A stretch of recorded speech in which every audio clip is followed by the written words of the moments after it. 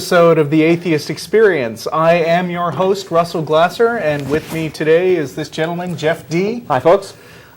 When was the last time we did a show together? It must be at least a couple of years. Probably, yeah. Yeah. Probably. Today is Sunday, March 15th. We are a live public access call-in show offering you people in and out of Austin the opportunity to interact with real live atheists. Not all atheists, mind you, just a couple of guys up here answering your questions today. The Atheist Experience is sponsored by the Atheist Community of Austin, a nonprofit educational organization promoting positive atheism and the separation of church and state. You can find out more by visiting www.atheist-community.org. And when you do, be sure to check out our Frequently Asked Questions page for answers to, what else? Frequently Asked Questions. This show is live on Austin Public Access Channel, is it 16 or 10 now? I forgot. It's on one of those channels. Just check every Sunday from 16, thank you, from 4:30 to 6 o'clock p.m. Central Time. If you are not local to Austin, you can still watch the show live as it happens by visiting the official Atheist Experience website, www.atheist-experience.com, and clicking on Live Stream at the top of the page. In fact, even if you are local to Austin, you should probably check in on the live stream anyway, because this will give you access to the glorious chat room where hundreds of rabid and sexually irresistible people from all over the world tune in live to offer running commentary during the show, unless they're ridiculing trolls who drop in and they're not paying attention to us at all. Also at the website, you'll find audio and video from past episodes. If you click on Archive, you will find a list of programs that includes links to both audio and video downloads, as well as a rapidly updated audio podcast. The video is provided by Google Video for now until they disappear and we figure out what we're going to do instead. You can also find shorter clips of the Atheist Experience on YouTube, selected by dedicated fans like Free Thinker and Kiyokuma Jr. and viewers like you. Let's see, weekly meetings for the Atheist Community of Austin are hosted at Romeo's on Barton Springs Road from 11:30 to 1 every Sunday, except for the first Sunday of the month, when we host our lecture series at the Austin History Center, located at the corner of 9th and Guadalupe. But as far as I know, there is no lecture lined up in April yet. If you can't make it to the morning meetings, you can always join us for dinner right after this very program. Beginning at around 6:30 every Sunday, most of the people involved in the production of the Atheist Experience head for Threadgills in South Austin right after the show. The address is 301 West Riverside Drive near Barton Springs Road. It's a great opportunity to meet with the gang and express your appreciation for all the hard work that they do. Except for me, I totally phone it in. But the people in the control room, they make it all happen. Nearly done.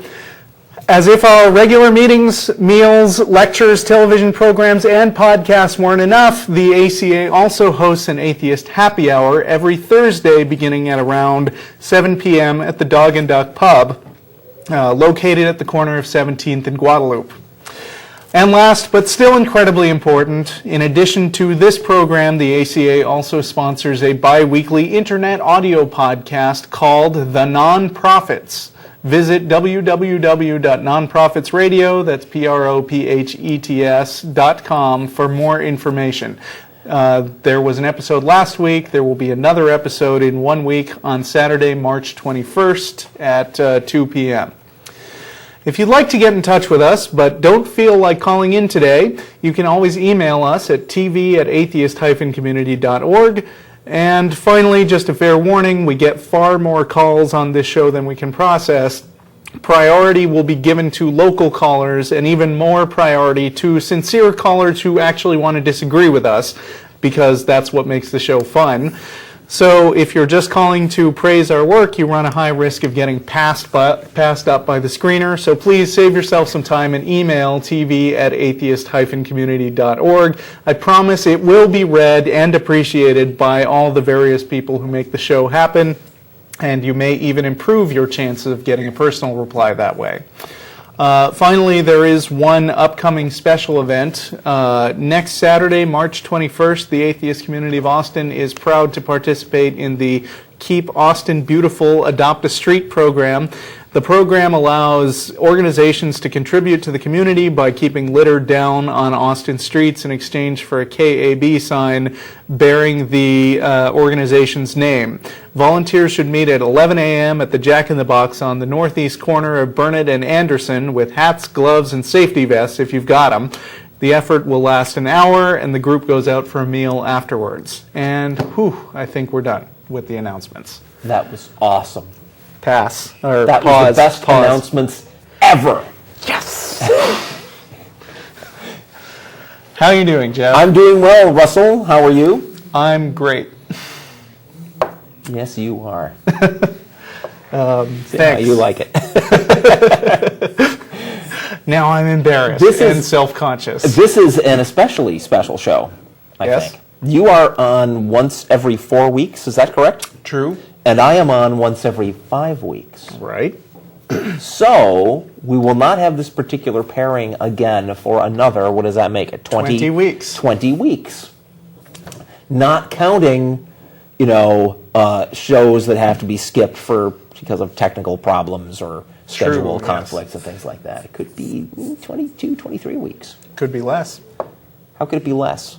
Well, if somebody passes a week, as actually I think they did. No, actually, I think we will be together again in 4 weeks because did we lose a co-host? Somebody is skipping their part in the rotation this month. So you just made the show that much less special. Damn it.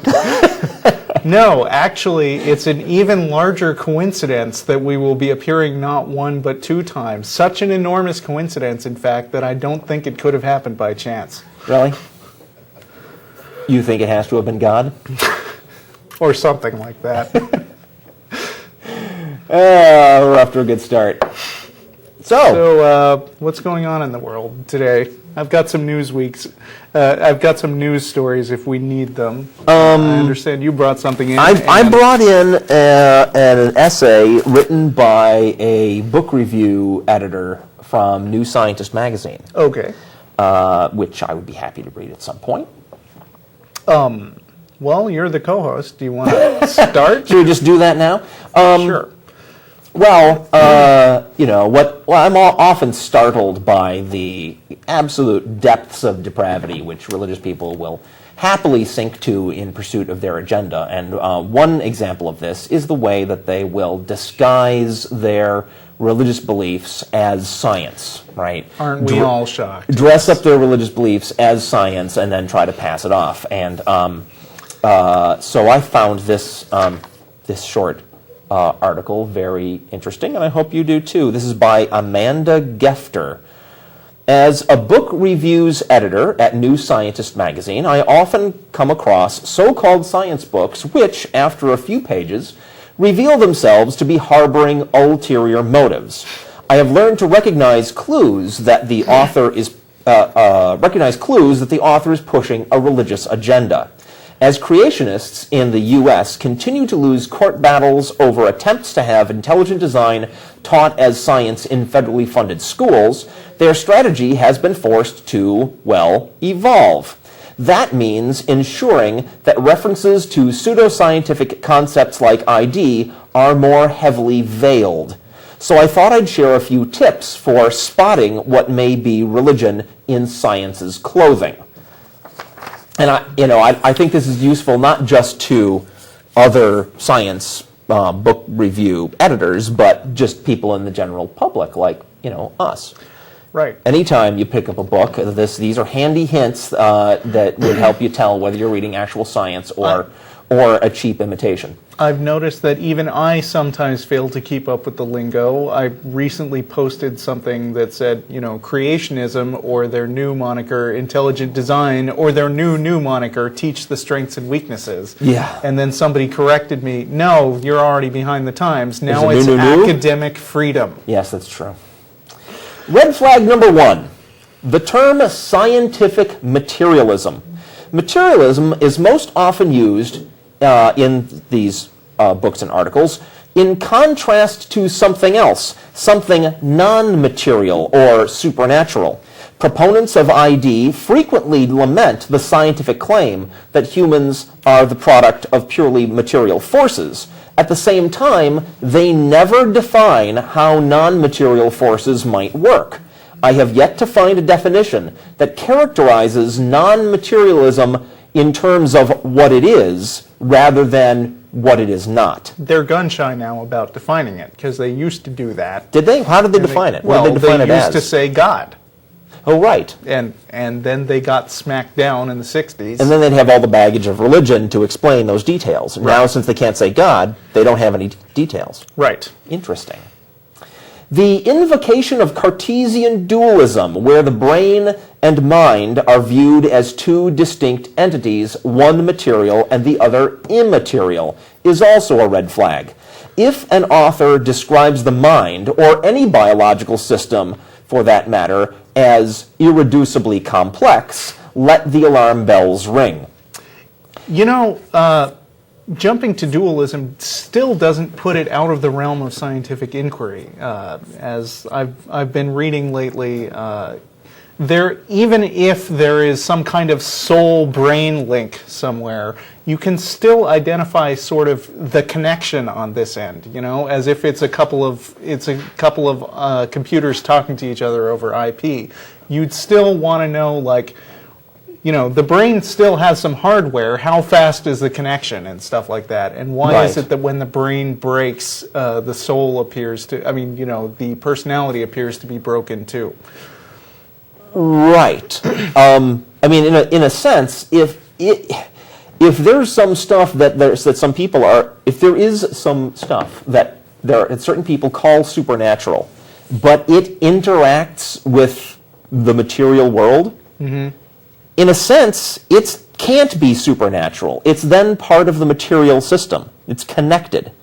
In some way, yeah. In some way. So I mean, it's got a material component. This no is matter what. Yeah, but you know, claiming that there is a non-physical or irreducibly complex thing going on is pretty much just a means of shutting down discussion. Right. So they can erect a wall between what we know and what they don't want us to be able to claim to know about. Misguided interpretations of quantum physics are another classic hallmark of pseudoscience. Oh God, I hate that. Usually of the New Age variety, but some religious groups are now appealing to aspects of quantum weirdness to account for free will. Beware, this is nonsense. Now, there actually, up until very recently, there was although I guess I should say, until very recently, it was still arguable. A theory to account for consciousness in terms of some quantum effect in the brain, having to do with microtubules. You know what I'm talking about? Not I think really, I think it's Dyson. Anyway, Freeman Dyson? Can't be Freeman Dyson. No. I'm thinking of the wrong guy. Anyway, Okay. The point is, there was recently a study of the specific type of quantum effect that some scientists were legitimately proposing as a mechanism to explain consciousness in quantum deterministic terms. Okay. And the study revealed that the specific type of quantum event that they wanted to invoke required much higher temperatures than can exist in a human brain without killing you. Oh dear. Yeah. So that's it. Even the one example of a scientific. I want to call it scientific, and I don't want to call it anti. It's actual scientists proposing a thing, right? The one example of that involving quantum effects appears to have been now finally shot down. Oh.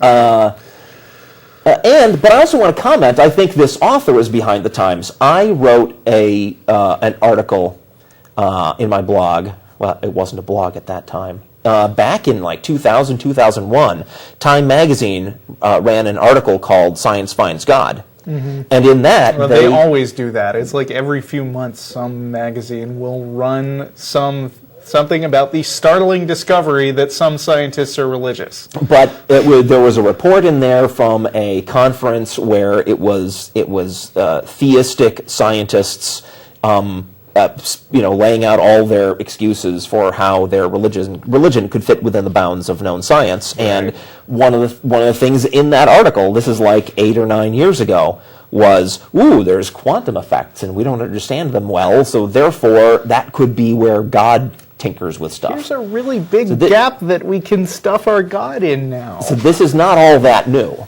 as far as I'm concerned. When you come across terms like Darwinism or Darwinists, take heed. True scientists rarely use these terms and instead opt for evolution and biologists, respectively. When evolution is described as a blind, random, undirected process, be warned. While genetic mutations may be random, natural selection is not. When cells are described as astonishingly complex molecular machines, it is generally by breathless supporters of ID who take the metaphor literally and assume that such a machine requires an engineer. If an author wishes for academic freedom, it is usually ID code for the acceptance of creationism. I should point out this.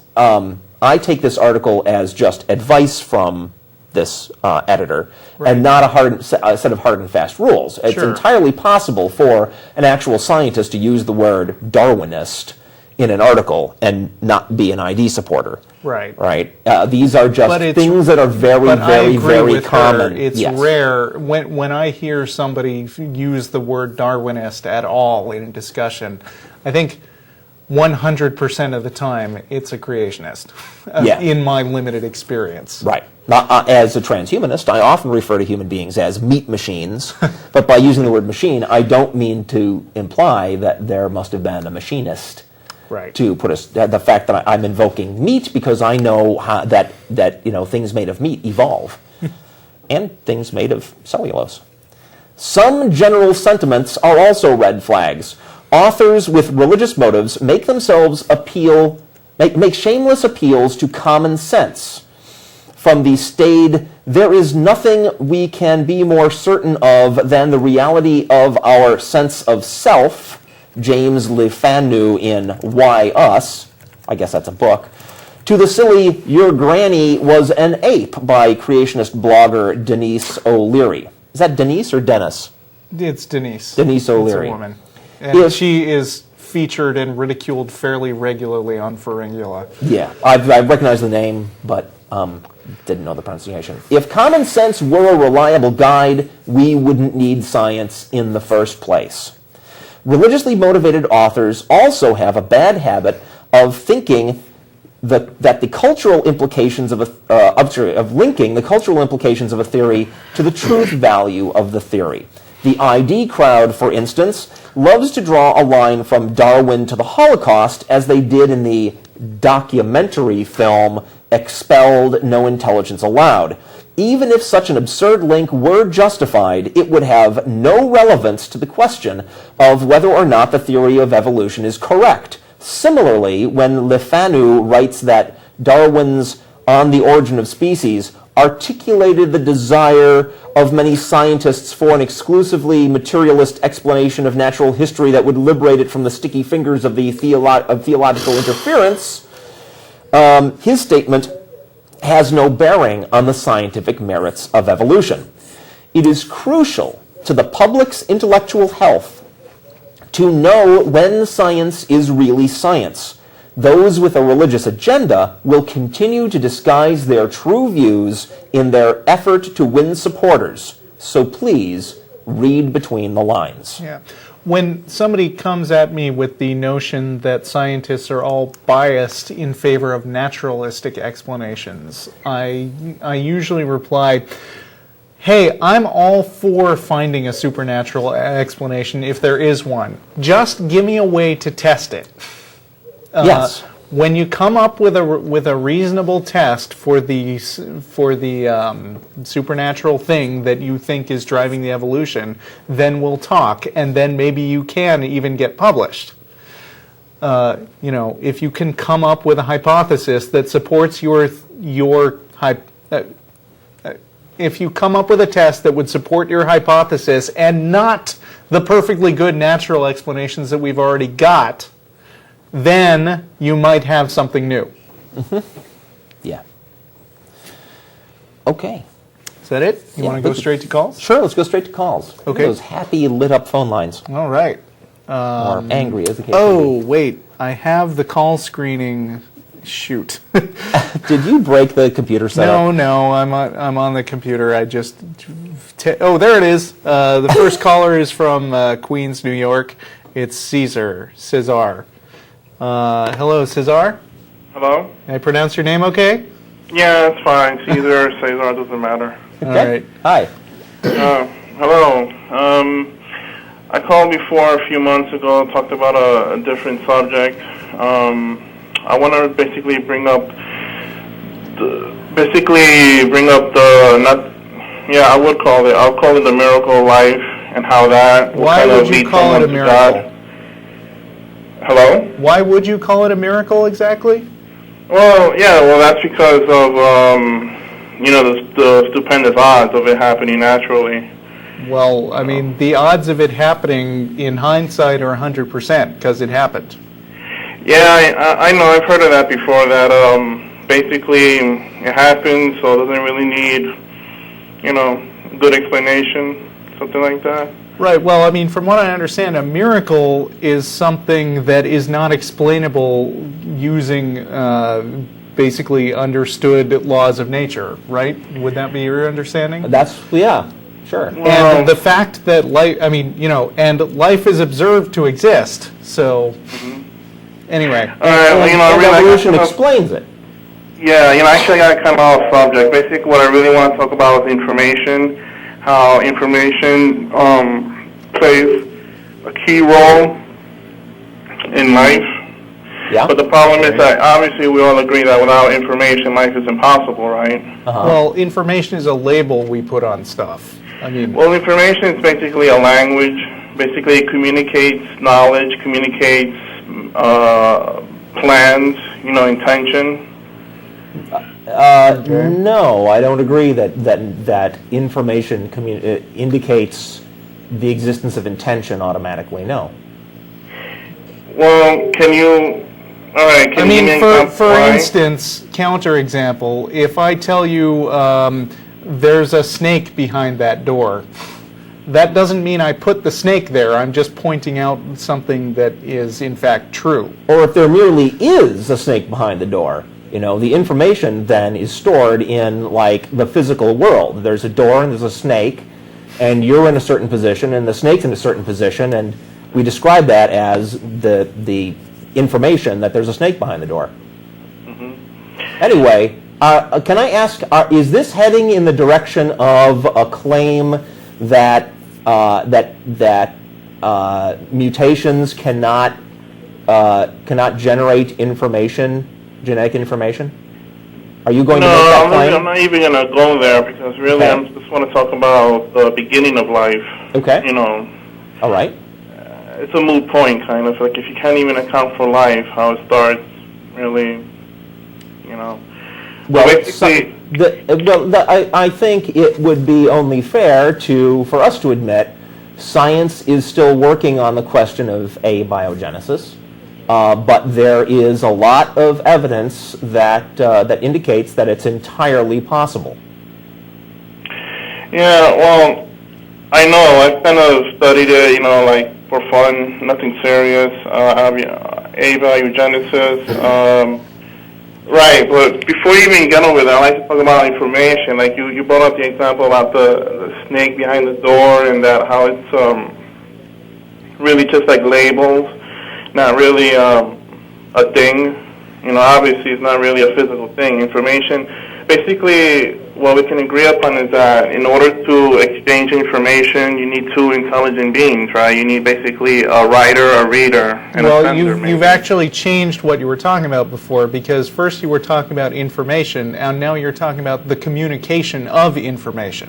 Yeah. Obviously, for one person to communicate information to another person requires two people, whereas the actual existence of the information doesn't. And in fact, I'm not even willing to agree that much. You can hook up two computers, Right. and you can transmit information from one computer to another, or you can set up the computers to do that on their own in response to, you know, randomly generated numbers, or, you know, signals that are not traceable back to people. Right? One computer can send information to another computer. They're communicating information. And unless you're willing to say both of those computers are intelligent beings, then your argument fails. Like, right out of the box. I see, but there's a flaw there, because those computers were made by intelligent beings. You're really... That's just demonstrating it. Now, if there's a rock at the top of a cliff, right, and then there's an earthquake, and the rock rolls to the bottom of a cliff, the information as to that rock's position in the real world has changed, right? The information describing that rock has moved from the top of the cliff to the bottom of the cliff, and no people were involved. So your basic premise that for there to be information at all, there have to be intelligent beings at both ends, like both generating the information and transmitting it to a receiver who's another intelligent being, that's just false. No, well, all right, I kind of see where you're going there, but basically, I'm not really good with words here, but basically what you're saying is that you need to have an observer for there to be intelligence. I mean, that's kind of true. I said no such thing. Don't put words in my mouth. I said no such thing. No, you're talking about the rock, that if no one's there to see it happening, basically there was no information. Yeah, that therefore you don't need an observer, as far as I'm concerned. The point was that even without an observer, there's still something that could be qualified as information. There is a fact about the world that was one way, and then it was another way. So, no, you don't need an observer or any kind of intelligence for information to exist, whatever that means. Yeah, well, that kind of information is, I don't know, should you even call it information? It's just a bunch of white noise, isn't it? I mean, if it's your intention to limit your definition of the word information, the way you use it, to mean only the transmission of information from a living being to a thinking being to another thinking being, then of course you can define that into being true. Right, but only because you've limited the term. Yeah, right? and if you're and going the question to is whether use that's that, meaningful. And of course, if you're going to use that in conjunction with some kind of information science, you're not using it in the same way that, like, that Shannon guy, the guy who developed the equation about representing information, that's not how he would define information. So you can't just make up your own words and then pretend that you're applying the same scientific term. all right, well, okay, I am kind of being misunderstood, because before I called, I wanted to talk about language, the language of life. I was going to get to DNA and the information inside the DNA. So whoa, didn't you just tell me a couple of minutes ago that you didn't intend to even go there? No, you were talking about evolution. I want to talk about how it even began, abiogenesis, or whatever you want to call it. Okay, and we have already admitted scientists are still working on that. I'll tell you what. Yeah. So we've admitted that scientists at this time cannot completely account for that. They are working on the problem. So let me ask you, do you have a solution? A solution? No. Yeah, you don't have an answer to the question either. So why are you bothering us? That makes it an open question. Because if you use deduction, what's observable in the world, like we know a language such as life. Life is a language, right? It communicates things. It's a language, like binary code is a language. Do you mean DNA is a language? Well, the information inside of DNA, the four nucleotides, whatever they are, I don't know what they are. I will agree that DNA has been compared to sort of computer code, to right. a set of instructions that are carried out in some way in order to generate bodies. But no scientist who ever made that kind of comparison meant that therefore it has to do with one intelligent being talking to another intelligent being. Oh, So of don't be course, taking I'm not that. surprised. Don't be taking that analogy and running too far with it. That's No, not what it was I'm- meant at all. Yeah, It's not a language in that sense, like French. No, it is a. Or Well, Java. okay, so then you don't consider binary code a language either, then. Not a real language. Binary That- code that- as in code that actually has been specifically defined by people? Well, you see, there you go. They're like the language inside DNA is 100% is readable by people. I mean, obviously, we're doing work on the genetic engineering. We're understanding more about the genome and You what it are means. correct. There are companies out there like Cesar who are out there basically interpreting information from the DNA in much the same way that you can observe things about the real world, anything about the real That's world, what I want and to talk about, describe is it. the information inside that Okay. DNA. Now, let me say something about that. That since it's information, and have you ever observed information coming up on its own without any intelligence involved at all? Yes. Yes. And you're going to talk about life. I can give you an itself. excellent example. I ran across this piece of information just a few days ago on the internet. You can look it up. There is, okay, unfortunately I'm not a scientist and I don't have this memorized. I'll give you the bits that I can remember, and I'm sure this is enough to look it up yourself. But there is an enzyme for digesting nylon. Okay? Yeah, I heard of this one, yeah. What's that? You heard of this? Some bug you recently adapted to digest nylon. I know. There you go. Yeah, that's mutation. I don't even have a problem with mutation. I mean, I'm all But for that evolution. mutation led directly to over 2,000 brand new bits of information in that creature's DNA, whatever microbe that was. That's what piece of information I don't have for you, right? What single mutation event? It's called flavobacterium. Fantastic, flavobacterium. There's a Got a Wikipedia. beautiful, ugly little name.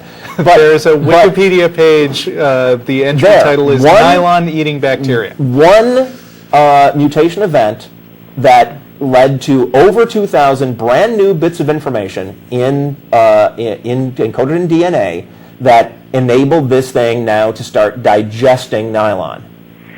Yeah, Now that's no, brand new information. I can give you an analogy that will just totally render that basically, well, not in your favor.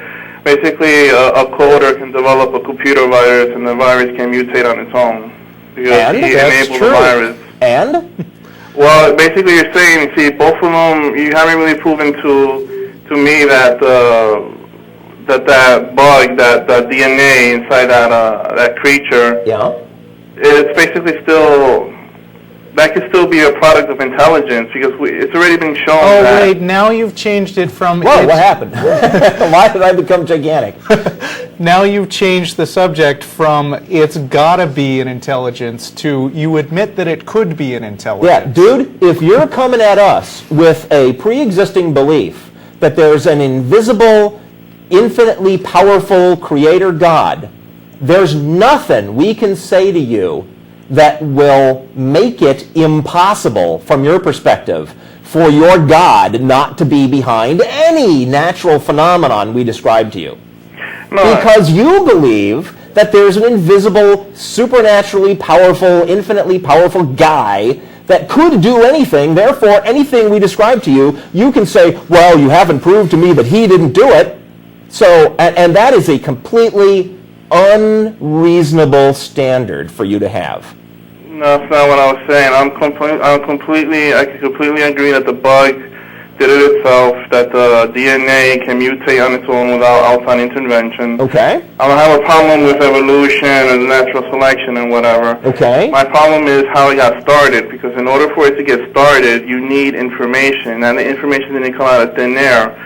I know about amino acids, how they speculate amino acids got joined into proteins, and the proteins teamed up into parts of the cell, and the parts of the cell teamed up. So we're back on abiogenesis. Right. Scientists are working on it. We have nothing else to tell you about science's view on that subject than that. Scientists are still working on it. So I ask you, sir, do you have an explanation? Oh, well, of course I do. That's why I'm calling. Obviously, Let's hear it. Let's hear it? Yeah, let's hear it. It took intelligence to create the first cell. How do you know this? Because the cell is a working machine, a machine of life. It has parts to it. It's nanotechnology. So what is this intelligence exactly? Well, hold on a second. I'm sorry. You are operating from an a priori assumption that all things in the natural world that have like parts and operate according to regulatory systems and stuff, right? That operate in a regulated manner. Let's put it that way. That all those things have to have been created by an intelligence. That's the only explanation. No, it isn't. Do you think the solar system had to have been created by a god? No, the solar system is a great big complex machine with great big like physical parts called planets and the sun and moons and asteroids, and there's gravity that's interacting with these things. And simple computer models can show how this complex system can come into existence without any intelligent intervention. Well, so your premise that all things in the natural world that seem to operate in some regulated manner have to have been created by intelligence is wrong. That's not true. So you then have to show not that there's this assumption that we can all make, which that you make, which I've just shown is wrong. You can't just come at us with that assumption. You now have to show that your God did it. Can you show that? Well, you brought up the solar system. You know, a cell is more complicated than a solar system. You know that, right? So there's a cutoff point? What's the cutoff point? The cutoff point is like if you're going to compare something that's simpler than a cell, it's not going to explain the cell, how the cell came about. There are any number of hypotheses that scientists are exploring right now that involve things much simpler than a simple cell as steps toward the ultimate development of a cell, and they're working on it, right? But you have got nothing except an assumption that kind of thing can't happen. And if that's your assumption, well, okay, fine. Be happy with your assumption. One of these days, science is going to prove it. I think science is going to prove it. And if they do, you will be faced with a choice. Are you going to get rid of your prejudices, or are you going to cling to them because you can't bear to let go? And that will be an interesting choice for you to make. Again, the cell is not simple. Obviously, you know. I didn't, but the earliest one would have to be as simple as it could get. Yeah, and there's theories about that. Basically, okay, we've been on this call for about 20 minutes now, and I feel it's my duty as host to keep things moving along. Thank you. But thanks for calling. Feel free to call back another week. Yeah, don't call us with your personal biases about what is and isn't physically possible. No, do call us with that. Well, okay. All right. But when you do, you can have some of this. Right. Actually, I'd like to jump ahead to Scott because it seems like a decent segue out of that discussion. Okay. All right. Scott in New Haven, Connecticut, you're on. Hi, yeah. Hi. Scott. Hi, how you doing? Yeah, good. Yeah, I suppose this relates to the former conversation. It was, I suppose, quite a simple question. With your discussions with theists, what do most say? Do most think that we can test God, or do most think that we can't test God? I think that theists have managed to weasel their way into a corner where they have made it impossible to test a God. I mean, you know, it used to be that theists would make these grand predictable claims, like where it says in the Bible, if you have faith the size of a mustard seed, then you can move a mountain if you pray about it. Right. That's testable. Right. If you get at the base of a mountain with a buddy and you both pray to move the mountain out of the way and it doesn't work, then you know something new about your former conception about God. Right. I mean, actually, I think there's probably even a better biblical example of someone testing God. I mean, have you read Judges 6? You know, where Gideon is trying to get confirmation that, you know, God wants him to go and commit genocide on one of these other groups, and he puts that fleece out overnight, and he wants it to be wet when the ground is dry, and then the other night he wants the opposite to happen, and God does it twice. Sure. And that stuff never happens anymore. Apparently, Right. God was a lot more testable in the old days. But then, you know, it was exactly because creationism was so testable and kept getting proven wrong that they had to retreat to this wussy intelligent design position where instead of saying, you know, God did it and he could do all this magic stuff, now they just say, some kind of intelligence that I don't know anything about and that is completely beyond the realm of discussion with, you know, of science and cannot be looked at or examined or even defined, must have done it.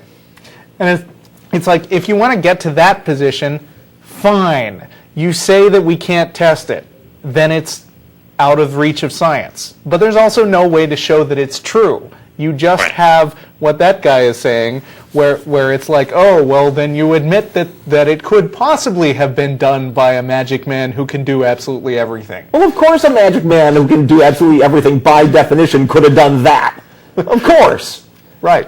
But that magic man also has infinite powers to play hide and seek and not be detected, and that appears to be what he's doing. If he wants to come out and play, then we've got a scientific theory on our hands. Yeah, I think until then, no. God is exactly as testable as his description by his believers is testable, right? When they assign him characteristics that could be tested, why then we can test those characteristics. Right. And I hope they keep doing that. And I hope every time they do that there's somebody who does that test and knocks it down. Just this last week, in fact, I was having a discussion with a theist who was claiming that, we were making the usual comparison of Christianity to Greek gods that nobody believes in anymore. And he said, oh, actually, Christian apologists proved that Greek gods didn't exist hundreds of years ago. And then he linked me to this story about this apologist who came in and like desecrated Zeus's stuff or something, statues of him. And he said, look, I didn't get struck by lightning. Zeus doesn't exist. That's fantastic. It's like, so did you go desecrate a Christian church? No, but I said, your God is a whole bunch of naughty words. And I said, no lightning. There you go. So, I mean, if that proof applies, then you can test God. But when you do, of course, they're going to retreat to a position of, oh, my God is mysterious and doesn't like to be tested. So... Right. It just seems to me that there's some sort of inherent contradiction where, they would refer to, say, miracles and say, this is proof for God. Mm-hmm. And then, given that there's a complete lack of, objective scientific observation of these miracles, they then say, well, it's a matter of faith and all that stuff. So there seems to be, having your cake and eating it too. God is testable, but then he's not testable. And, whichever approach is most convenient in any circumstance, they'll just take whichever is the most convenient. And on the subject of miracles, that is an amazing bait and switch that believers like to pull, right? On the one hand, they'll say, life would have required a miracle to make it happen. Therefore, and God makes miracles, therefore it had to be God. but the only miracles they ever point to in real life are like, Finding your car keys. some terrorists fly airplanes into the Twin Towers, and they collapse into piles of rubble, and then we get two girders that are standing like at 90-degree angles to each other, forming something that looks vaguely like a cross. That's a miracle. You know what would have been a miracle? The planes becoming intangible and passing harmlessly through the towers. That's a miracle. But, so they take things that seem, emotionally compelling or slightly improbable or just convenient, and they'll call those miracles. But then they'll go way past that when they're trying to say that, something like evolution or abiogenesis had to have been a miraculous event. People will often call in and say, hey, I've got something amazing that happened, like somebody recovered from a disease that nobody else recovers from. And it almost always happens that when we ask them for details of this miracle, it gradually gets less and less impressive the more details we get out of them. Yep. Like, oh, we never actually went to the doctor, but we know that she had terminal cancer. Stuff like that. Yep. Sure, and they have to do that because their actual miracle events are so freaking lame. Great. Well, thanks for your answers, guys. I'll let you get to the other callers. All right. Thanks. Thank you for Thanks, calling. guys. Bye. I love our callers. Yeah, our callers are awesome. But not as awesome as you. Stop it! Sorry. Let's see. Line 2 is Bruce in Hopkinton, Massachusetts. How are you doing, Bruce? Hey guys, what's up? Oh, not much. Just doing a show. Up is an great. abstract Well, concept I'm an of atheist, with and no intrinsic in value. light of the claim that the universe is infinite and in accordance with the principle of sufficient reason, sufficient to explain its own existence, my question is this for you, Russell. Wait. Does your sister enjoy anal sex? Wow. So, I will ask my brother-in-law when I get home. I guess. Actually, And I'd rather not know. let's move on. Justin in Dallas, Georgia. Yes. Hi. As for Cesar calling in back he was saying that nothing like intelligent just comes out of nothing. There's nothing. Ultimately, What that's he's kind of trying what to he was say saying. Yeah. in such ways, but there is a really good example. Pi, if it is indeed a normal number, non-repeating, but yet goes on forever, it would contain the exact code for every video ever made or yet to be made in a computer structure sequence. So, And what are the odds that the digits of pi would have been exactly what they are? I have no Infinitely idea. improbable, I guess. That's right. It's infinitely improbable. What is that supposed to prove? Wow. Some things I'm are what just- they are, and they happen to not fit neatly into our base 10 counting system. Yeah, I mean, what is? I just thought it was pretty amazing. I guess yesterday was Pi Day, or Sunday this week was Pi Day. 3:14? Yeah. Today is 3:15. It was yesterday. So it was yesterday. So I was watching a video, and they were talking about it was on YouTube. They were talking about how basically every possible piece of information would be located inside of pi if you wanted to extrapolate it all the way out. Uh-huh. So I was just thinking to myself, well, there's your perfect example of intelligent things coming out of thin air. Pi is one of those things, I guess, infinite monkeys on infinite typewriters. I guess if you converted them to ASCII code, eventually you get far enough and you have Hamlet. Exactly. Yep.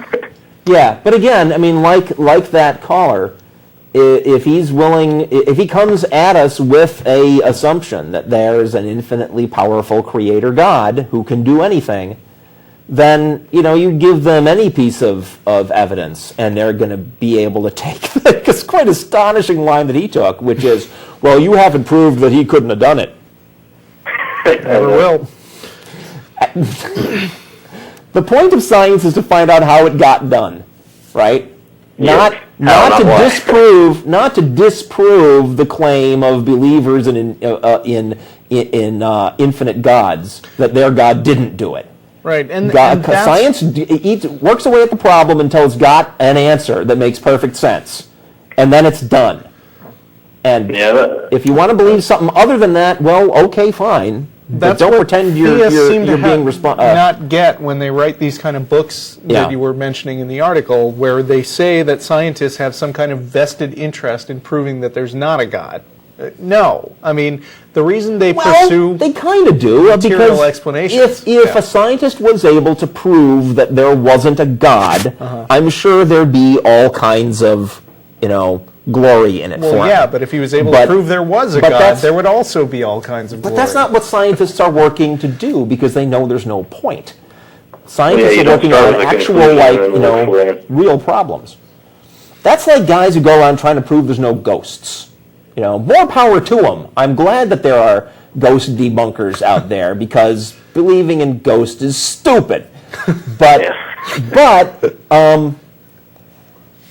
they're not. Let's not confuse ourselves and think that ghost debunkers are proving something positive. They're just smacking down silliness. And there is certainly a place for smacking down silliness. There is obviously a very important place. This is one of them. Silliness.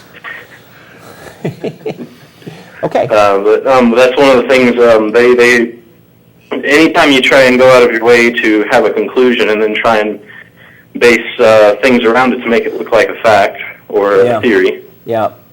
That's where you start off, right there in the first part. The incorrect way to do it. It's not science. It's right. Yeah, Follow the actual evidence where it goes, and when you get to the thing you can't explain within the bounds of the stuff that you have already understood and proved, then you work on the problem until you have an answer. You don't make up an invisible sky pixie and say he did it. Right. That's the same thing I do at my job every day. I mean, I write business code, and my boss will come to me and say, these tables are displaying bad information.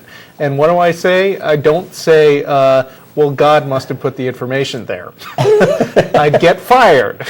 Okay. Yeah, no matter how religious my boss is, he would not accept that. He would say, find the place in your damn code that's causing the problem. And I do, and it's usually as a result of something natural. Usually? When was it the result of something not natural? Well, sometimes I get to the point where I can't explain it. Okay. That's but I still don't say it was God. Strange. I mean, there's words such as, a lot of times people try to say, why is there a reason for this? And they try and use reason to things that predate human cognitive abilities, and stuff like natural. How do you say something isn't natural? I mean, if it happens in a natural world, it must be natural.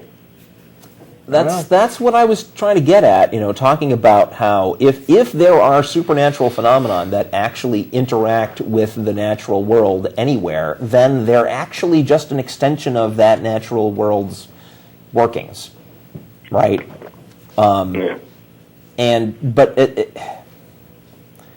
So they would be problems for science to solve, not obstacles for theists to hide behind so that they don't have to give up their cherished assumptions.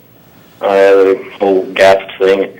I made an analogy, I guess it'd be more of an analogy, that God is like, theists carry around God like it's this baby, and they have to look for a cubbyhole to change him every now and then. Those are the gaps they put him in.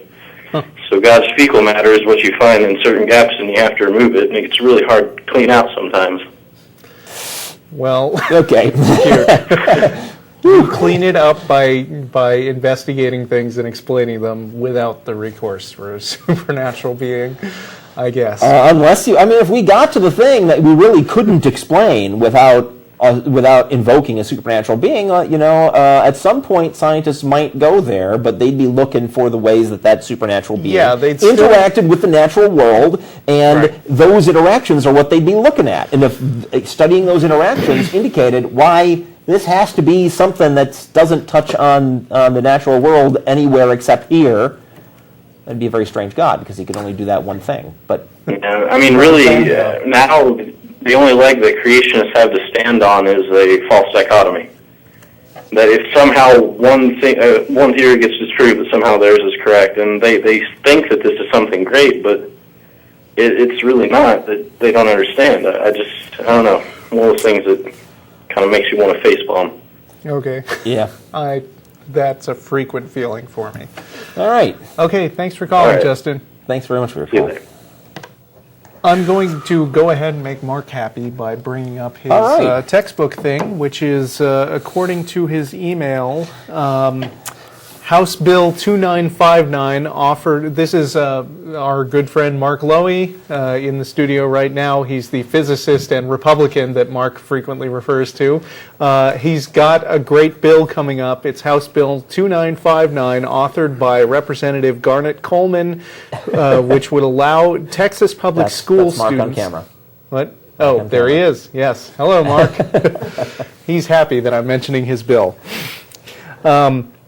I am too. Let's see. It would allow Texas public school students to permanently keep low-cost math and science textbooks.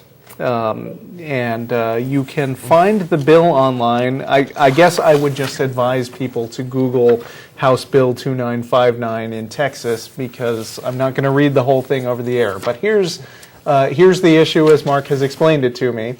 Our schools have a habit of buying these really expensive textbooks, and then you have to turn them in at the end of the year because they cost a lot of money. And so this has two problems. One is that we rarely buy new textbooks, several problems. We rarely buy new textbooks. The ones we do get are expensive, and students no longer have their old math and science textbooks that they could use as a reference, which is very helpful in future classes. So Mark's bill, nod your head if I'm doing okay so far. Okay, Mark's bill is a proposal to do what they do in other countries like Japan, where the way the educational system works is that they buy cheap textbooks and then they just give them to the students at the end of the year. It's a great bill, support it. That's not a call to action, if you want. Yeah. Can't do call to action on public access. I personally feel very good about this bill, and you can do what you want. All right, are we cool? I don't know. Why don't you dig yourself a little deeper there? Let's see. Who else is on the line? I don't know. Oh, yes. Russell from Eagan, Minnesota. Yes, hi. Hi, Russell. I'm a little nervous. I'm an atheist myself, but I just had a question on an interpretation of a Bible verse that Christians sometimes use to justify that the Old Testament no longer matters. It's I think it's Matthew 5:18, King James Version says something like, "Not a jot or tittle of the law shall pass until all has been fulfilled." And they say that Jesus fulfilled everything, and that he's the new law, and so now the Old Testament laws don't matter. And I was just wondering if that's a sound interpretation or what how you guys convenient. You did call on the wrong week, because Matt's really our go-to guy for Bible interpretations. Oh, so you guys don't know. Here's my take on it, which Go ahead, is Russ. that this is, like many things, an attempt to disavow the bad stuff in the Old Testament, like, murdering children, or no, I mean the actual rules, like you have to stone unruly teenagers to death, and stuff like that. Or God likes it when you go into a neighboring city, kill all the men folk, and take the women as your unwilling wives. And then they say that's the Old Testament. That's great when they do that, because there are a lot of things in the Old Testament that they like to cling to also, like condemning homosexuals or this 10 Commandments that they're so keen to stick in every public place in the United States. But once they've admitted that the Old Testament doesn't really apply anymore, then I like to go after them and say, oh, so you don't care for any of this other stuff either, right? That stuff is just a story that we should ignore from now on. And of course, they want to pick and choose which parts of the Old Testament are still okay. But that's not interpreting things on the basis of divine command. That's just picking stuff you like anyway and finding the parts of the book that you agree with. Yeah, and I think the Jews respond to it by saying that those laws only apply to the temple, and now that the temple is gone, they no longer apply, or something like that. Right. Whatever. I mean, it's just a book of nonsense. I wouldn't get too far into bothering to interpret it at all, because I don't really care what it says. Yeah, Matt might be able to go into a little more detail on this. Because he's amongst us, he's the guy that actually was studying to be a preacher at one point. Yeah. All right, maybe I'll call him next week then. All right, thanks, guys. All right. Look forward to hearing it. Okay, have you got something? No, we need your news. I got more stuff. There's this new study that was actually emailed to me by Guy P. Harrison, who, I want to plug him because he's the author of 50 Reasons Why People Believe in a God, and he's been emailing me a lot. So, hey, Guy. To the brain, God is just another guy. Actually, that's kind of an amusing double meaning there. The human brain, it appears, responds to God as if he were just another person, according to a team of the National Institutes of Health. A study of 40 people, some religious, some non-religious, found that phrases such as, "I believe God is with me throughout the day and watches over me," lit up the same areas of the brain that we use to decipher the emotions and intentions of other people. There was no difference, says Jordan Grafman, who runs the cognitive neuroscience section at the National Institute of Neurological Disorders and Stroke. Grafman says the finding, published in the Proceedings of the National Academy of Sciences, shows that there is no special circuitry in the brain that deals with religious belief. It also suggests that that religion developed as the human brain evolved its capacity for complex social interactions. Did they check how the brain responded to questions about Darth Vader or Spider-Man? No, but I would imagine they would also think he's just another guy. I would think so, yeah. So, still no names up on the screen. Come on, call screen. You must have more news. There must be. Yes, I do have more news. We could talk about that brain thing a little more. Oh, sure. Let's talk about it. Okay. What do you have to say?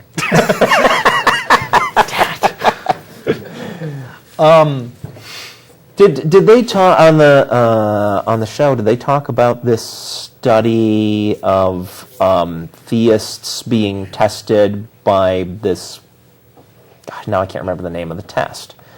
It's a test where you're shown words for colors, but the letters of the words are in colors that don't match the word, like the word red in blue. Right. Or the word green in yellow, and you're supposed to, like say the name of the color of the letters rather than the word, and it's this test to see how much you can tease those two conflicting pieces of information apart. And in this study, they found that theists did better than unbelievers at this test. Because they don't read much? Because, now, that's one possibility, that they're simply less literate. Yeah. But the explanation in the study was that they showed, they had like electrodes on their noggins while they were taking this test, and they showed less stress about getting it wrong. Which is to say, they did better because it was such a freakingly simple test, and they just didn't mind being wrong as much as the unbelievers mind being wrong. The harder you try, the worse you do. Because you confuse yourself. Okay. Or you have stress, right? Yes. Now, of course, some theists have latched onto this and said, see, theists are smarter than atheists. Or they don't read. Which is not what that means at all. What it means is theists don't care to get their answers right quite as much, so that when you give them a little brain teaser, they manage to be more relaxed. Okay. Does not prove they're more relaxed about everything either. which is another thing that they've tried to spin it as. Of course. But, since we're on the subject of brain and mind tests and religion. I'm not sure which of these calls would be more enjoyable. So I'll start with the first one then. All right, we'll start with the first one. Hello, Justin in Montreal, Canada. Hey, Russell. Hey, how you doing? I'm doing great. I wanted to talk about religion redefining things. Oh, that always happens, yeah. Yeah, well, they like to say that sometimes scientists are faithful. ID is a science. Mm-hmm. And I was just thinking that a possible next step that they'd be taking would be to take over the peer review process, which is what makes science science. Oh, they're already trying that. I mean, some intelligent design article got published in some obscure Italian journal at some point. And then, actually, I think this might have been the one that was in the movie Expelled, if you've seen it, where there was a big fuss about this creationist sympathetic editor who let an article pass through, and then he wound up being pressured to leave, not fired, but the movie implied that he was fired. I see. Richard, I don't remember the name. But yeah, I totally agree with you that they will try lots of things, including putting their own personal stamp on the peer review process. Yeah, that's what I'm saying. Like a whole group of them, like ID scientists, who are going to publish each other's works and make it seem legitimate. Mm-hmm. Well, every time a new book about ID comes out, you always see the same set of guys all praising it. And those guys, most of them, got their degrees from the same diploma mills that they set up to try to generate a sense of authority for one another. Right. So they're co-opting the education system not too. Not all of them. There are a very few number of voices in the ID community who have a small number, degrees. like Jonathan Wells, who said he went after a biology degree just so he could destroy evolution. Uh-huh. For the glory of the Reverend Sun Myung Moon, whose church he is a member of. But anyway, my dad, who is a physicist, says that it does happen that small cliques of people who have the same crackpot ideas, and he's not even talking about creationism here, but I don't remember what theory he was talking about, but it's something that is generally has low regard among his field, and he said they formed sort of a clique where they would all, accept each other's papers. And he said, well, the peer review process is a matter generated by humans, and it's fallible like anything else. But he also went on to say that it's not just getting published that makes a paper important, it's how many citations that paper gets among other papers, because that shows that it actually contains something that's useful. Yeah, okay. Well, thanks for having me on, guys. All right. Thanks for calling. Thanks for calling. We have 20 minutes left in the show, and I want to be sure to remind everyone who's local to Austin that if you enjoy the program today, you can, yes, they read my mind. It's amazing. You can go to dinner at Threadgill's. We will get there around 6:30. That's half an hour after the show ends.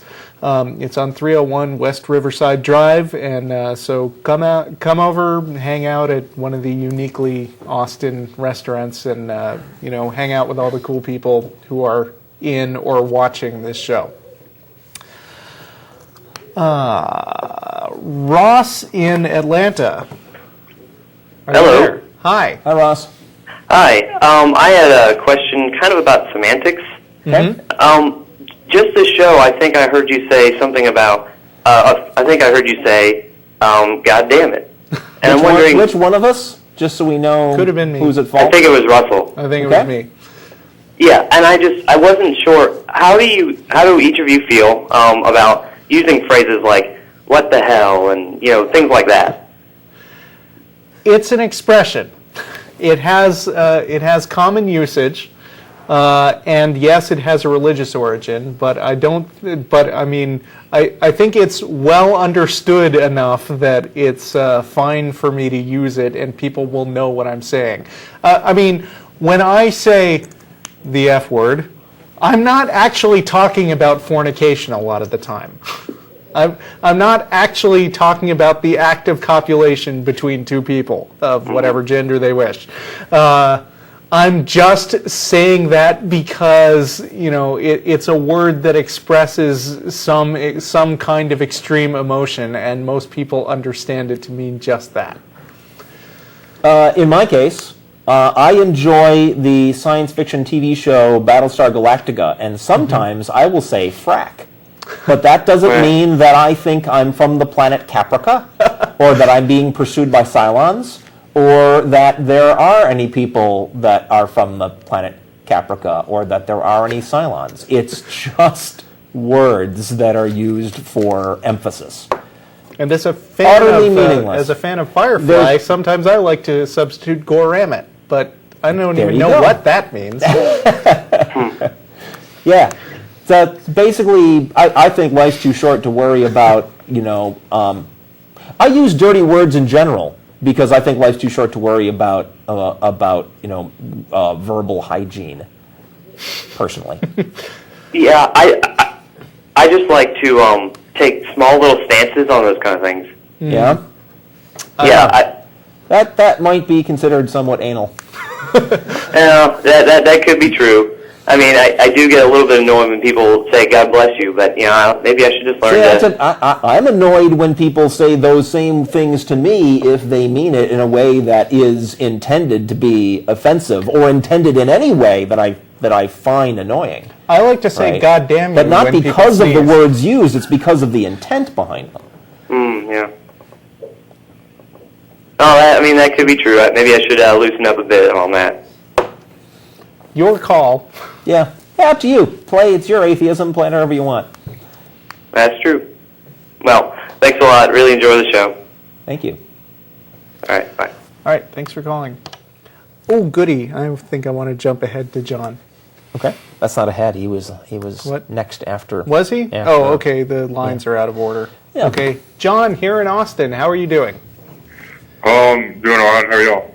We're good, fine, John, thanks. Good.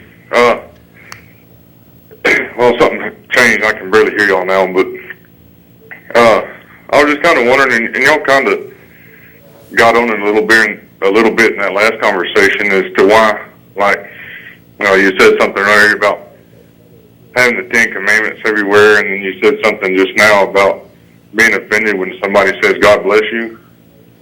A little bit. I guess I'm wondering why the Christian faith or any faith, because I guess atheism actually is a lack thereof.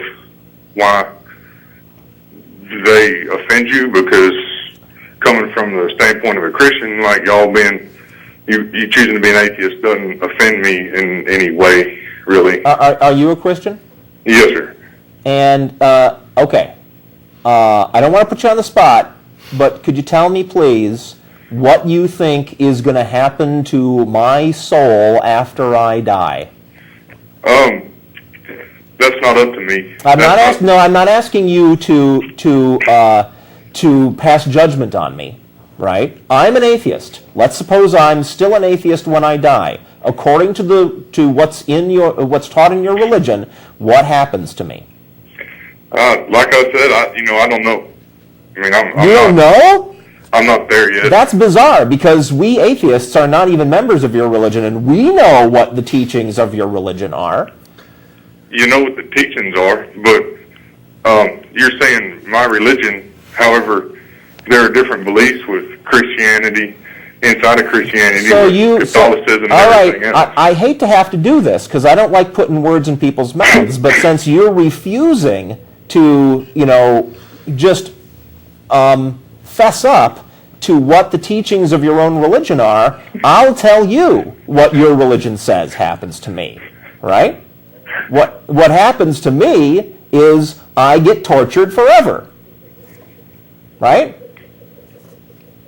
According to the rules of your religion, if I'm still an atheist when I die, I go to hell forever. Right? Okay. Yeah. Yes. Okay. And you are a member of that religion. At some point, somebody told you that that is what happens to people who aren't members of your religion, and you're okay with that. That's why I'm upset with Christians. That's why I get upset when Christians say things like they'll pray for me, right? Because you are a bunch of people who think I deserve to be tortured forever. How am I supposed to not be upset? Huh? Don't think you deserve that. You don't think I deserve it? But you worship the God that you believe is going to do that to me. If you don't think I deserve that, stop worshiping that God. Hey, why are you getting upset about something that's mythological? That's what the point I'm trying to get at. If you told me that you believed I deserved to be imprisoned for life in a penal colony on Jupiter, there's no such thing. Mordor. There's no such thing as a penal colony on Jupiter, but you're expressing the sentiment that I deserve to be incarcerated forever. Okay? I can react to that. I'm perfectly within my rights to resent your attitude about me, even if your attitude ultimately connects up with something that's a fiction. You're still going around, you're still voluntarily being a member of a religion that condemns me to eternal torment just for not being a member.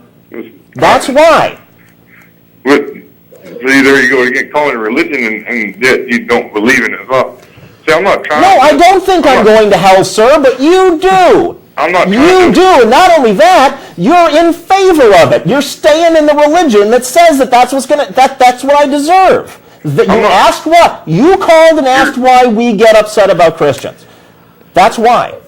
Okay? Yeah, well, I'm trying to figure out why. I mean, because if somebody walking down the street, says something to me, or somebody says they don't like me, I'm an asshole or whatever, that's fine. I really don't care. No. Really? I do care. Hey, you're an asshole is way less of an insult than you deserve to be tortured forever. That's true. That is not on the same scale. And even not on the same scale, most people.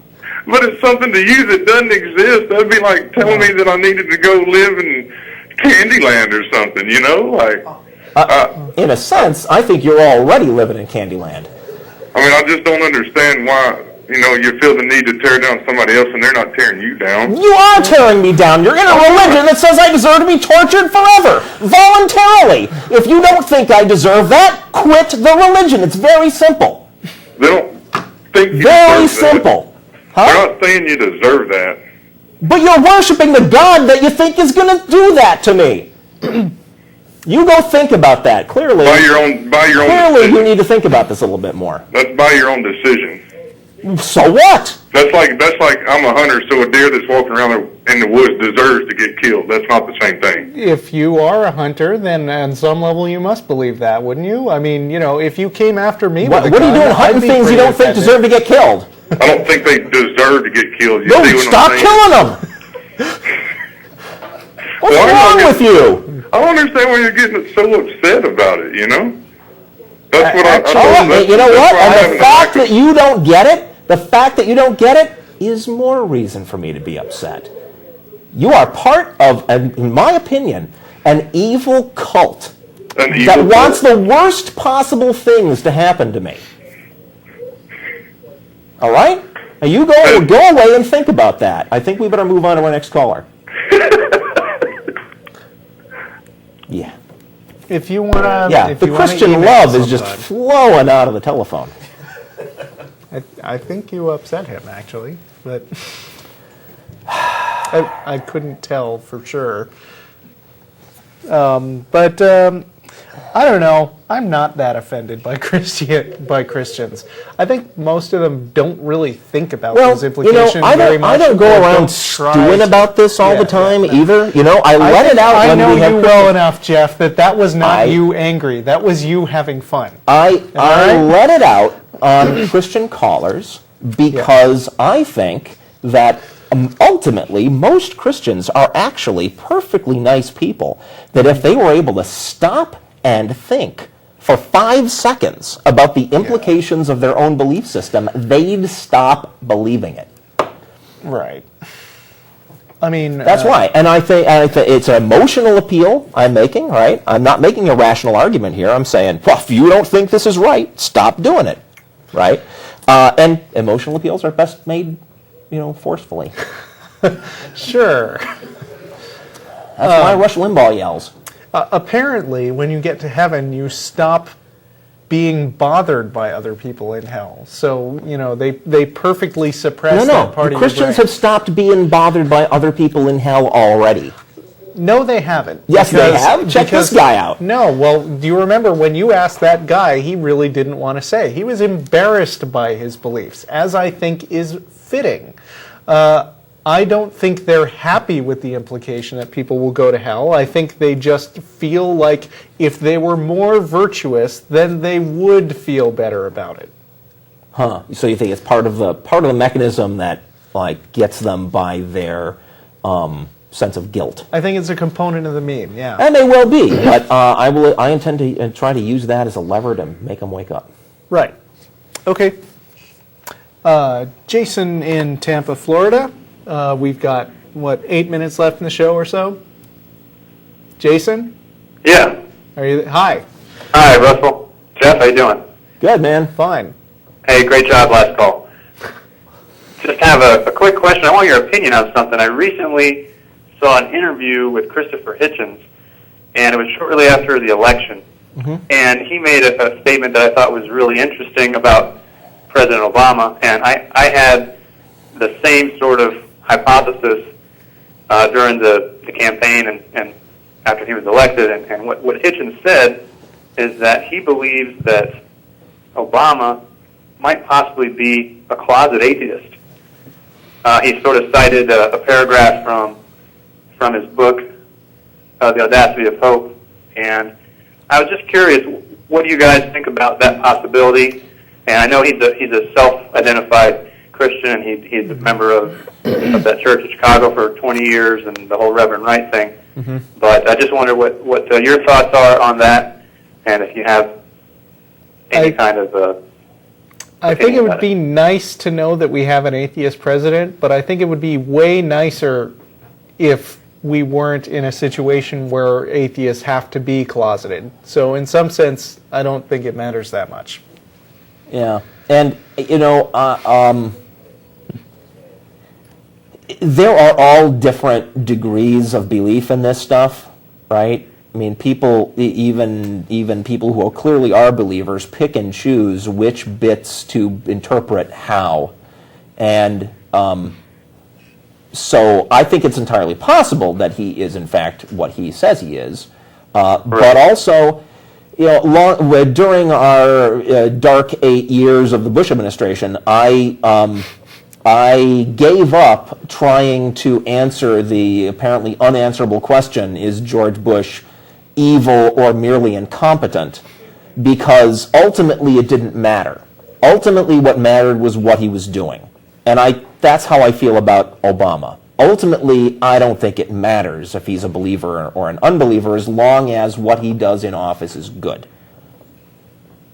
Right. Well said. It would be nice to be able to claim him on our big list of atheist celebrities, but he is not gonna go on record. Certainly not while he's in the White House. If that slim chance that he might be an unbeliever happens to be true, he's not going to go on record. We're not going to get a payoff for that, right? So I think it's not worth worrying about. It's kind of like Carl Sagan's Invisible Dragon, where he winds up by saying, what difference, what is the difference between an invisible, airless, or intangible, undetectable dragon and no dragon at all? What's the difference between a Christian who doesn't believe that you have to be a Christian in order to be a good person, who doesn't believe any number of Old Testament and New Testament evils, but seems to be a pretty hardline humanist,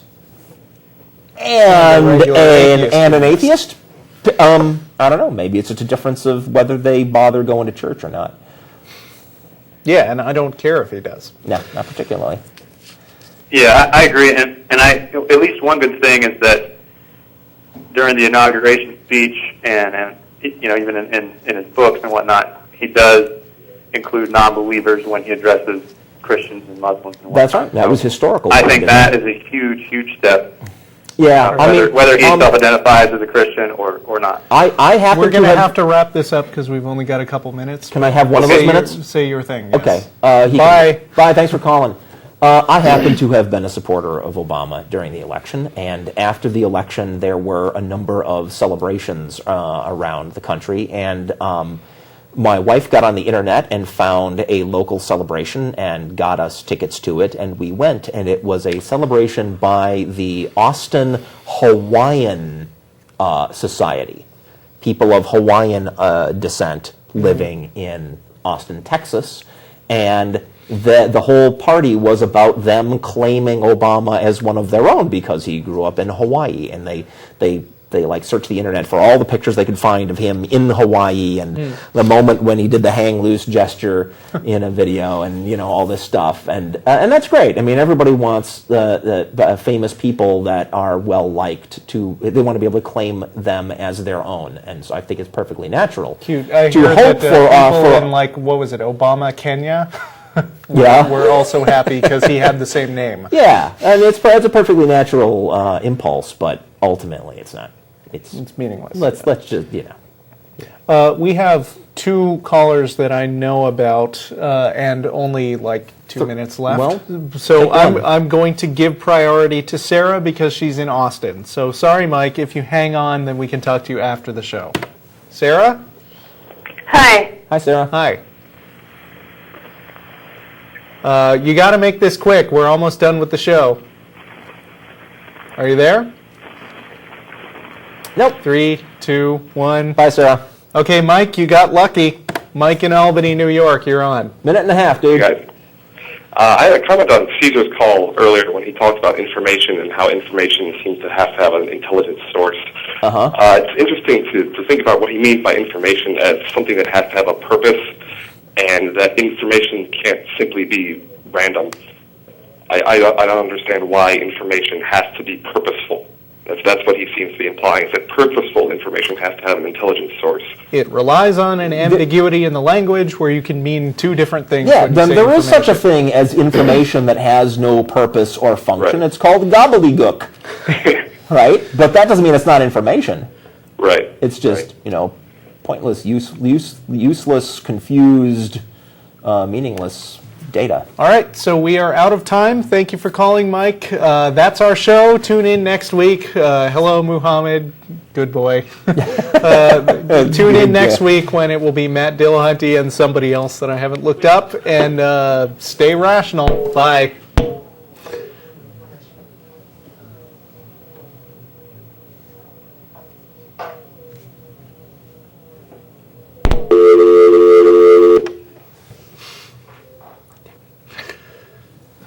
And we're back.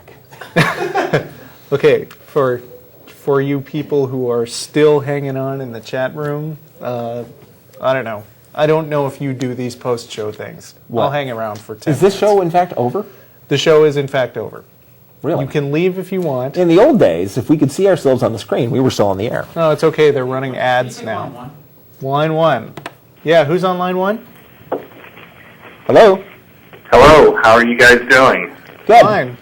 Who's this? My name is Ernest. I am a former ordained minister. I've served under the likes of Rodney Howard Brown, Joe Cruz, many of the faith healers. And 1 year ago, with your show's help, I became an atheist.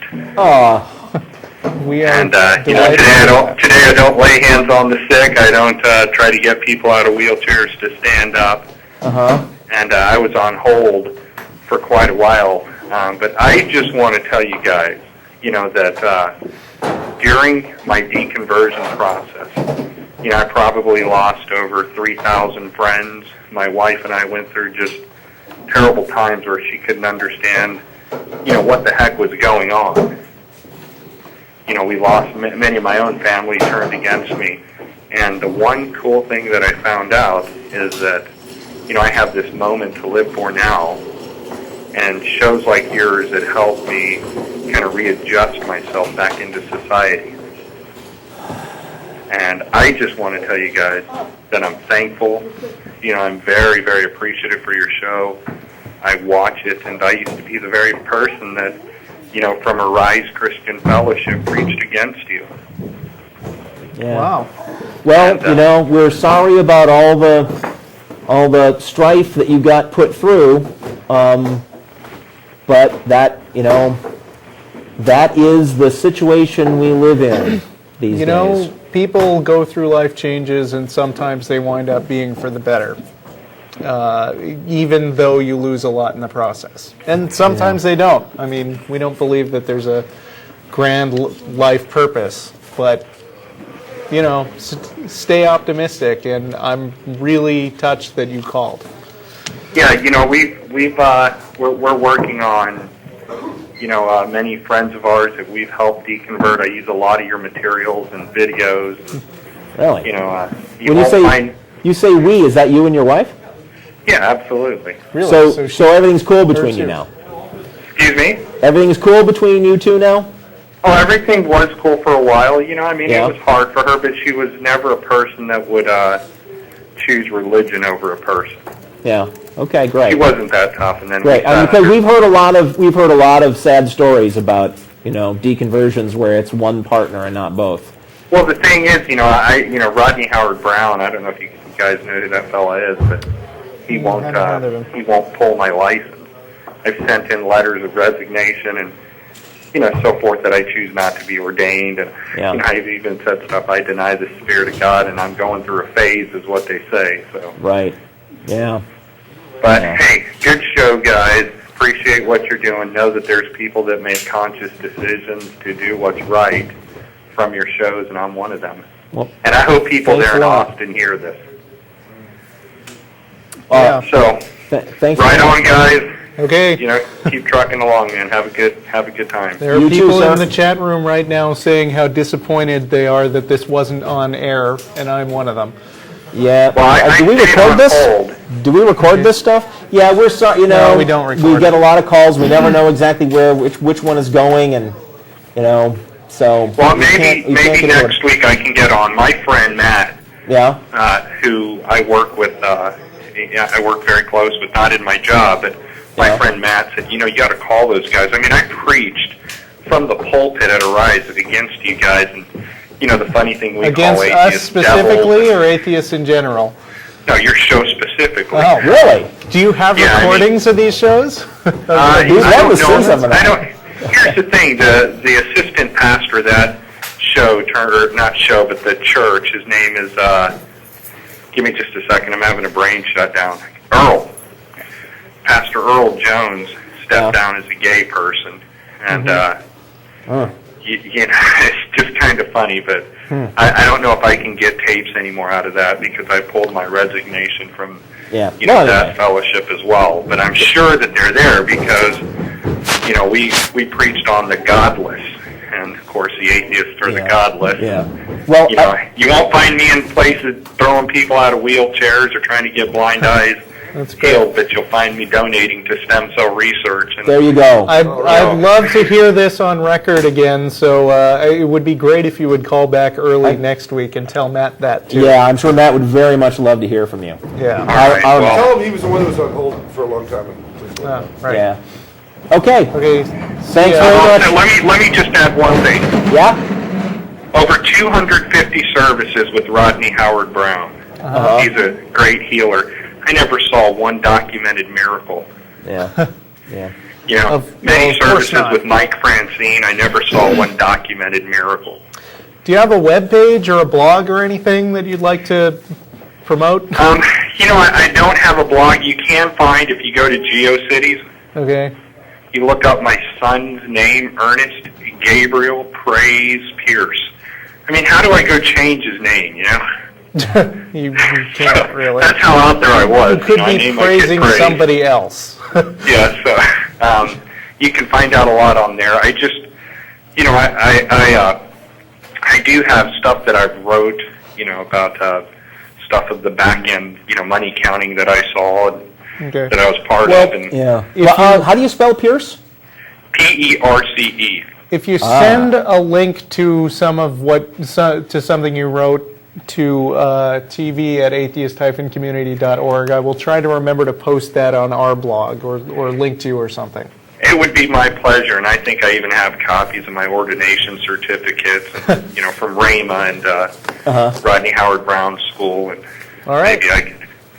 maybe that could help, But keep going, guys. I appreciate it. I watch you every week. I just never thought to call until my friend Matthew Hawker said, "Dude, you need to call." Well, thanks. We appreciate it a lot. Yeah, thank you. All you. right, guys. Okay. We'll see you. Thanks. Bye. Okay, we're gonna take one more guy on line 3, and I've got my finger on the trigger. Okay. So, line 3, are you there? Hello, Russell? Yeah. Oh, it's George. My finger's Hi, off the Russell. Hi, trigger. Jeff. How you guys doing? Okay. Good. Listen, can we go back in time and swap the call you just got for Cesar's? Yeah, I'd like to do that. Unfortunately, that would probably create a time paradox with the space-time continuum that would destroy the entire universe. Now, they'll probably both call back, so... Yeah, unfortunately in the one case, hopefully in the second. Yeah. I did have one serious footnote. Yep. For the for the question that came up regarding the Old Testament laws and beliefs and practices and Jesus and the New Testament and all that, the consensus among New Testament scholars is maybe, with a capital M. If you go through the Gospels and Peter and Paul and all of that, you can find evidence saying that there was a new arrangement and all that old Leviticus stuff is gone, and you can find scriptures that support the idea that no, it's still enforced and Christians should live that way and enforce it on other people. Yeah. Both positions can be defended, as of course you guys are no stranger to this, both answers to a question can be defended from scripture. The Bible is nothing if not the big book of multiple choice. Yeah, when they say it has all the answers, they mean literally all the answers. Right. Yeah, it's like we were talking about before. Was it on the show or was it before the show when we were saying the digits of pi contain all information? Yeah. So if you encoded it in ASCII, you'd get Hamlet somewhere. That was one of the callers. Oh yeah, it was. Okay, right. Yeah, same thing. It contains everything. The Bible does not contain Hamlet. Well, no, that's true. Hamlet is way better than the Bible. But, however, if you read both of them start to back, you will fall asleep. That could be convenient. okay? I'll have to try that. Anyway, guys, love the show as always. Take care, both of you. You too, Okay. sir. Ciao. Sorry, you other callers. We gotta say who you are, and then I'm hanging up on you, and call back some other time. Line 1. Hello. Hello. Hi. Who are you? I just had a quick backup question. Sorry, we don't. We want to get to dinner. Call back or email tv@atheist-community.org. Bye. Thank you.